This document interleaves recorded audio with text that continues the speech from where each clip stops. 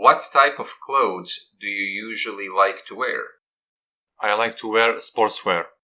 I'm somebody who is constantly active and I like to wear comfortable clothes, so sportswear is the best choice for me. I also like to wear clothes that are light. I don't like feeling of clothes that weigh me down. I feel as though they are imprisoning me. Do you often buy new clothes? No, because I'm somebody who likes to save money, so I try to get as much as I can from the clothes that I have. I feel that buying clothes often is a waste of money. I would say that I go every 3 months to buy several pieces of clothing that I really need. Did you ever go shopping for second-hand clothes? Yes, I do, for the same reason that I stated in the previous question. I'm somebody who likes to save money, and I found that buying second-hand clothes is a good way to do that. Plenty of these second-hand clothes are actually pretty good. Better than some clothes that are new. I once bought a pair of pants that everybody complimented me on. I never told people that they were second-hand. Do you like to dress up for special occasions? Yes, I really love doing that. Even though I don't like to spend a lot of money on clothes, I do have some fancy clothes that I save for special occasions. I really like to dress up. My favorite is wearing suits and ties. I really love it when there is an occasion where I can wear them. Do you like buying clothes for others? To be honest, this is an unpleasant activity for me because I don't know what I'm supposed to buy for others. I know what I like and what I would like to buy, but I really don't know what clothes to buy for others. When I have to buy gifts for somebody, I never buy them a piece of clothing because I would really not know what to buy.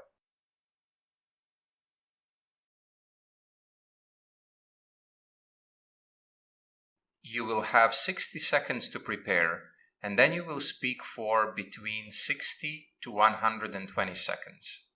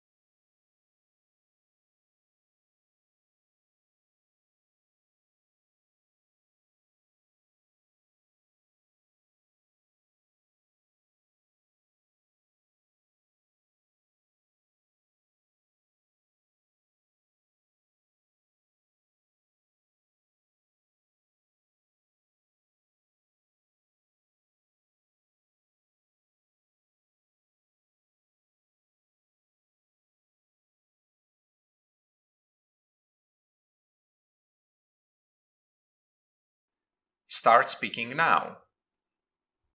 I have a big fear of heights. I don't know if this fear ever developed. Let's say I've always had it. Ever since I was a little kid, I was afraid of heights, and here I'm not just talking about height that's 10 meters or more, but even heights of as little as 3 meters.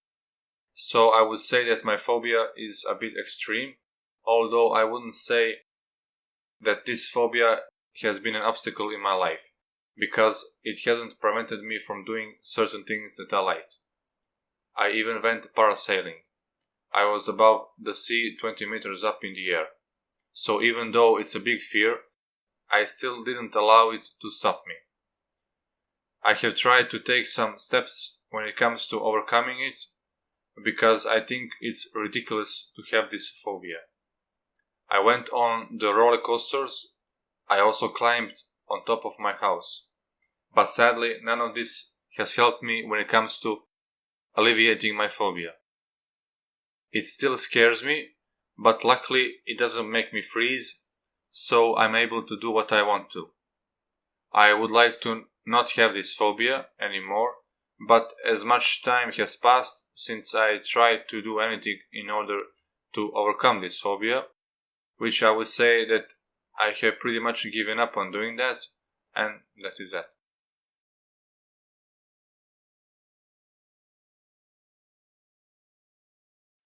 Is it important for us to face our fears? Yes, I think it's really important for us to face our fears because that's an important part of our personal development. If we allow our fears to continue, then we will not be able to grow as people. If we don't face our fears, we will be stuck. It takes a lot of effort to face them, but it's something that we really need to do.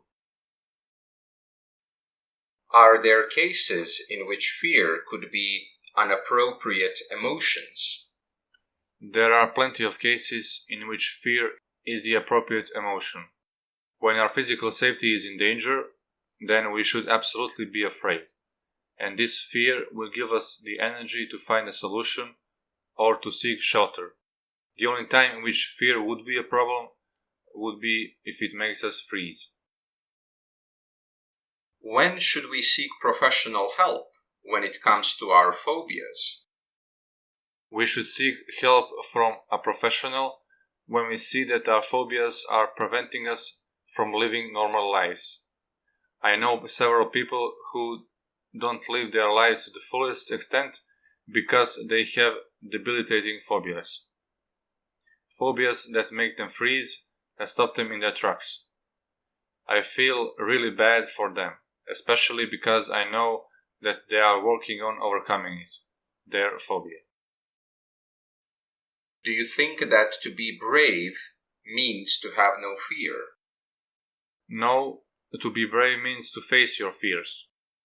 It means to be afraid, and in spite of that, doing what you want or what you need to do as a person who has no fears isn't normal. It's a person that needs psychological help. Being brave doesn't mean not being afraid.